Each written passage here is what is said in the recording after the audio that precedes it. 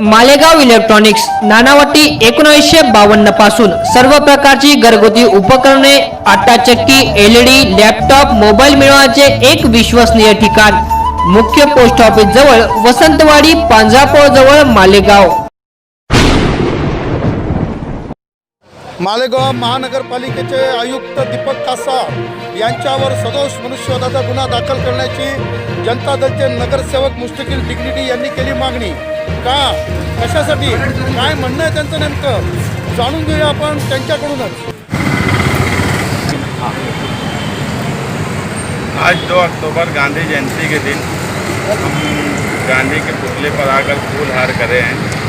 हम सोशलिस्ट नज़रिया रखने वाले लोग हैं और हम हमेशा से ये मानते आए हैं कि कोई भी जुल्म और नाइंसाफ़ी हो, इस देश में गांधी, डॉक्टर अंबेडकर, मौलाना अब्दुल कलाम आज़ाद इनका देश है और इनको कभी भूलना नहीं चाहिए.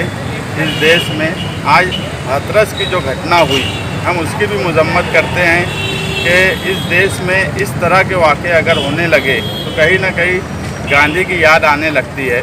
और इस वाक़े से भी हमें यही महसूस हो रहा है कि 2 अक्टूबर के दिन गांधी जयंती पे उस वाक़े की मजम्मत करना चाहिए. और किसी भी तरह का जुल्म व सितम और अमीरी गरीबी का फ़र्क अगर हमारे शहर में भी महसूस होने लगे तो ऐसे वाक़े की भी हम मजम्मत करते हैं और उसके ऊपर कड़ी कार्रवाई हो, ये हम चाहते हैं. क्योंकि अभी एक ऐसा वाक़या हमारे यहाँ हुआ कि मालेगांव महानगर पालिका के कमिश्नर दीपक कासार साहब, वो कोई काम काज तो मालेगांव में आने के बाद से अभी तक किए नहीं. 1 महीने से ऊपर हो गया वो ऑफिस में नहीं आए. ये सब बातें हम मुसलसल बोल रहे हैं कि यार ये शहर के लिए बराबर कमिश्नर नहीं हैं. मगर इस बीच एक इतना शर्मनाक वाक़या हुआ जो गरीबी अमीरी के फ़र्क के साथ किसी की ज़िंदगी का सवाल आ गया कि क्या गरीब आदमी की ज़िंदगी नहीं है. वाक़या ऐसा हुआ कि हमारी मालूमात में 23 अगस्त को कमिश्नर साहब की बीवी वो पॉजिटिव हुई, कोविड पॉजिटिव. उसके बाद कोई बहुत ज़्यादा सिम्टम्स नहीं थे, मामूली उनको जो भी ट्रीटमेंट था वो उनको ज़रूरत थी. किसी को भी हो, वो कोई बहुत बड़ा आदमी हो या छोटा आदमी हो, अगर उसकी कोई इस तरह कोविड पॉजिटिव या कोई भी मर्ज हुआ तो उसका ट्रीटमेंट होना चाहिए. ये सच बात है, उसमें गरीब अमीर का सवाल नहीं है. मगर उनके सरकारी बंगले पे उनकी बीवी का ट्रीटमेंट चल रहा था, वो खुद उसके लिए क्वारंटाइन हो गए. मगर इस बीच एक ऐसा वाक़या हुआ जो कि शहर के लिए बहुत ही खतरनाक और धक्का लगने जैसा हमने महसूस किया कि 3 लोगों की मौत हो गई सहारा हॉस्पिटल में उस वाक़े से. उसकी तफसील में मैं आगे आऊँगा. और वो 3 लोगों की मौत होने की वजह मालेगांव म्यूनसिपल कॉरपोरेशन के कमिश्नर हैं, क्योंकि उन्होंने अब्दुल रहमान उन्होंने जो ऑर्डर निकाला, लोटस हॉस्पिटल सरकारी बंगले के आगे एक हॉस्पिटल है, वहाँ पर वेंटिलेटर लग रहा है, ऐसा लोटस हॉस्पिटल वाले ने एक लेटर आयुक्त को दिया.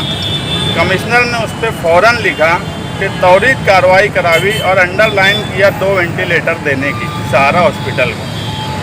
सहारा हॉस्पिटल में उस वक्त 9 वेंटिलेटर थे, जिसमें से 1 वेंटिलेटर काम नहीं कर रहा था. 8 वेंटिलेटर थे. 8 वेंटिलेटर तो उस वक्त पेशेंट थे, यानी सीरियस. जब वेंटिलेटर उसी वक्त किसी को लगता है जब वो एकदम ज़िंदगी और मौत के बीच में आ जाए, ऐसे हालात में ही वेंटिलेटर लगाया जाता है. वहाँ पर वेंटिलेटर मरीज़ को लगे हुए थे. उसके बाद भी उनका बार बार इसरार था डिपार्टमेंट पे, डॉक्टर पे कि वो वेंटिलेटर भेजे. हमारी मालूमात में फ़ोन पे भी उन्होंने वहाँ पर बातचीत की और आखिरी में उन्होंने ये तय किया कि एक ही वेंटिलेटर भेजा जाए. और वो बार बार एक ही बात बोलते थे कि उनकी वाइफ को बैकअप के लिए चाहिए, उनका ट्रीटमेंट चल रहा है. मगर खुदा न खास्ता अगर उनको आगे सीरियस हो गए तो बैकअप के लिए वेंटिलेटर लोटस में उन्होंने रखवाया. 25 अगस्त को वो वेंटिलेटर 7 बजे के आसपास वहाँ गया. उस वक्त हमारी मालूमात में वहाँ पर जो पेशेंट थे सुधाकर येवले, उनकी वेंटिलेटर हटाने की वजह से मौत हो गई और वो वेंटिलेटर लोटस हॉस्पिटल में पहुंचा दिया गया. वो एक प्राइवेट हॉस्पिटल है और महानगर पालिका का DCH हॉस्पिटल सिर्फ सहारा हॉस्पिटल है जो सीरियस मरीज़ों के लिए बनाया गया है. उस हॉस्पिटल में अगर कोई गरीब मरीज़ था तो कमिश्नर साहब को कोई ज़रूरत नहीं थी वहाँ से वेंटिलेटर प्राइवेट हॉस्पिटल में भिजवाने की. मगर उन्होंने भिजवाया। उसके बाद वहाँ पे 2 पेशेंट दूसरे दिन और इंतकाल हुआ।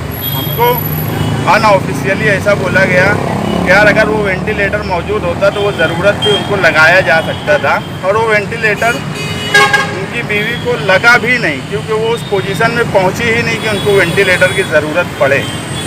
लेकिन ये एक अच्छी बात थी, और मेरा ये बोलना है कि वो कमिश्नर थे, उनके पास रुपये पैसे की कोई कमी नहीं है। अगर उनकी बीवी को कल की ज़रूरत पड़ भी गई होती तो उनके असर और रसूख बहरहाल हम यानी गरीबों से क्या, हम लोगों से भी बहुत ज़्यादा है। फ़ौरन उनको ट्रीटमेंट मिल सकता था अगर ज़रूरत पड़ती तो।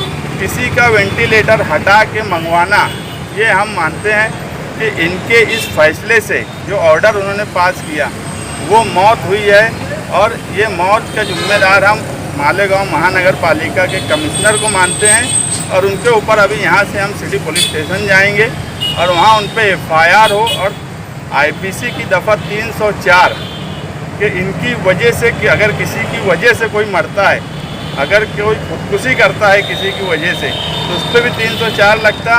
कोई अनजाने में भी ऐसा फैसला हो जाए जिसकी वजह से किसी की मौत हो जाए तो उस पर भी 304 लगता। तो हम यही चाहेंगे कि इस पर 304 FIR कमिश्नर पे दाखिल हो और उसकी पूरी इंक्वायरी हो। 23 अगस्त से 26 अगस्त के बीच में कमिश्नर साहब ने सहारा हॉस्पिटल से जिन जिन लोगों से बातचीत की उनकी फ़ोन रिकॉर्डिंग की तफसील ली जाए, और इन्होंने क्या बातचीत की वो तफसील आना चाहिए। और ये बहुत बड़ा मामला है, ये कोई छोटी बात नहीं है। किसी की ज़िंदगी से बढ़ के दुनिया में कोई चीज़ नहीं होती। बाकी हर चीज़ को माफ़ किया जा सकता है, मगर किसी की ज़िंदगी अगर कोई वजह से उसकी मौत हो जाए तो हमारी समझ से उसमें किसी किस्म की माफ़ी नहीं होना चाहिए। वो कितना भी बड़ा आदमी हो, वो कितने भी आला मर्तबे पे बैठा हुआ हो, वो CM हो कि PM हो कि कलेक्टर हो या कमिश्नर हो, इस मामले में कतई माफ़ी नहीं होना चाहिए इसकी। और मैं मीडिया से भी ये गुजारिश करूँगा कि ये ज़िंदगी और मौत का सवाल है, इसे ऊपर तक पहुँचाना चाहिए। और हम भी कोशिश करेंगे कि महाराष्ट्र सरकार भी इसकी इंक्वायरी करे, वहाँ तक कोशिश की जाएंगी। अगर अभी पुलिस ने FIR ले ली तो हमारी कार्रवाई शुरू हो जाएंगी। अगर पुलिस ने FIR नहीं ली, उनसे बातचीत करने के बाद, तो फिर हम आगे की क्या कार्रवाई करना है वो करेंगे।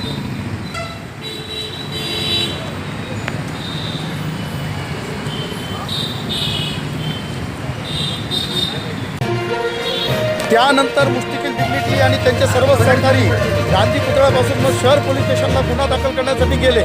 नेमकं काय घडलं तिथे, गुन्हा दाखल झाला की नाही, काय झालं बघूया आपण, त्यांच्याकडनं जाणून घेऊया मुश्तिकील डिग्निटीपासून परत एकदा। हम अभी शहर पुलिस स्टेशन में आए हैं कमिश्नर के ऊपर FIR के लिए। हमारी डिप्टी साहब से बात हुई, नौले साहब से, और सारे पेपर देखने के बाद उन्होंने इस मामले को लेकर वो वाकई गंभीर हुए, और उन्होंने फ़ौरन SP साहब से और ऊपर और भी कई लोगों से बात की कि यार ये ऐसा मामला है, क्योंकि ये किसी की ज़िंदगी और मौत का मामला है।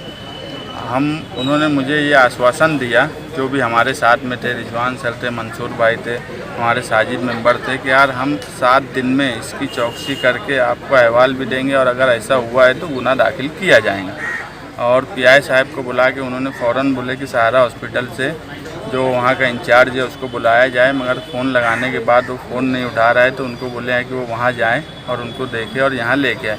सवाल अहम ये है कि किसी की मौत सिर्फ इस वजह से हो जाना कि एक बड़ा ऑफिसर ये बोले कि मेरी बीवी के बैकअप के लिए मुझे वेंटिलेटर इस प्राइवेट हॉस्पिटल में दो।